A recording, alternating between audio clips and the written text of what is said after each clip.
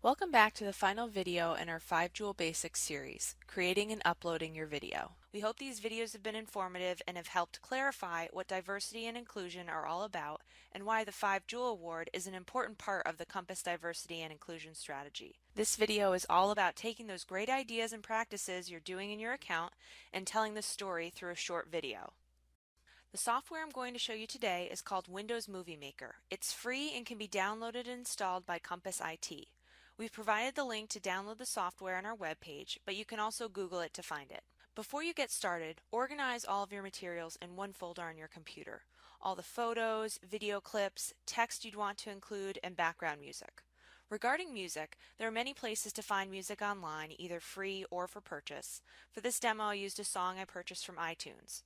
Another thing that you need is a YouTube account. If you have a Gmail account, then you have a YouTube account. It's free and you can upload the video and make it private so only people with the link can view it.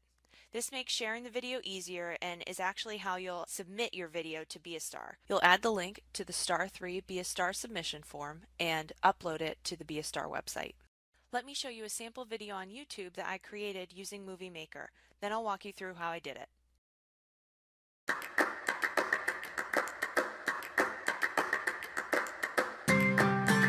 Shift every day. Happy Thanksgiving. Every shift, every day. Every shift, every day. بالطبخ كل يوم. Say nine.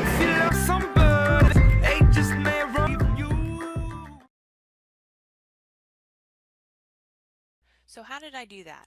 First, open up the program and click on the blue File button and select New Project.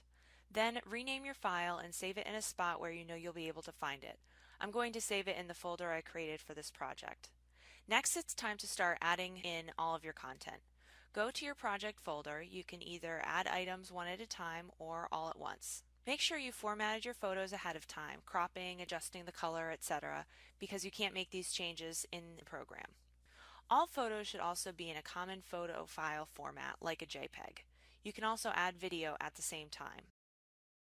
Finally, if you want to have any background music, you can add that by clicking Add Music. There are a few options for doing this. I'm going to add the file I had downloaded, which I also saved into my same folder for easy access. Okay, everything is in here. Now what? Here comes the fun part, editing. This can be fairly tedious and time-consuming, especially if you're making a more complicated video with lots of transitions and elements. So I suggest starting out small and not going too crazy and just playing around with it.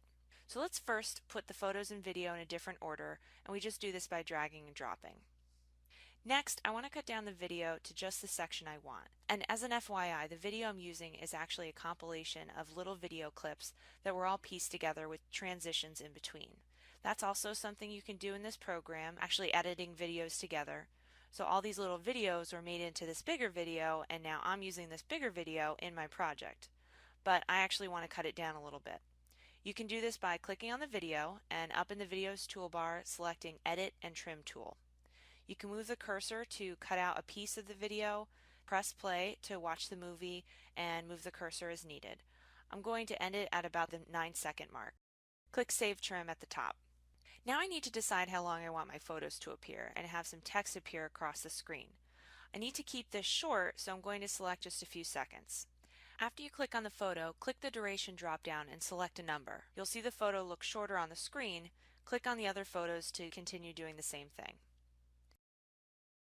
You can also play with the transitions between each section of your video, so click on the photo you want to change the transition for and click the Animations tab. As you can see, the possibilities really are endless here. Let's add some text. You can do this by clicking on the Home tab and selecting any of these buttons. They have preset display settings, but you can use them for anything, not just the title or whatnot. When I add the title, you notice it added this black screen, but I want the text to just be over my pictures. So drag the text to your photo, then click on the black screen and hit the delete button on your keyboard. Now adjust how long the text is on the screen by clicking on the text part and using the text tools. Keep in mind the more words you have on the screen, the longer you would have the words appear. You don't want to give anyone whiplash. You can also add captions, credits, and many other details. You can also change how the text appears on the screen by playing with the effects. To change the text itself, simply double-click on the text section and in the text box and type. Finally, let's talk about the music. To work on your music, click on it in the Music Options toolbar. Here you can have the music fade in or out, select when you want the music to start in your movie and when in the music track you want it to start from. You may have noticed that in my final video, the music faded back a little bit when the video part started. You can do that by splitting your music up. Click on the spot where you want the first part of the music to end, like at the beginning of the video clip. Then, if you want it to get loud again, go to the next spot, click, and split.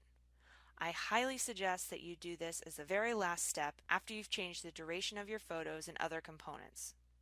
Now I can adjust each segment. For the segments with the photos, I'll leave the volume as is.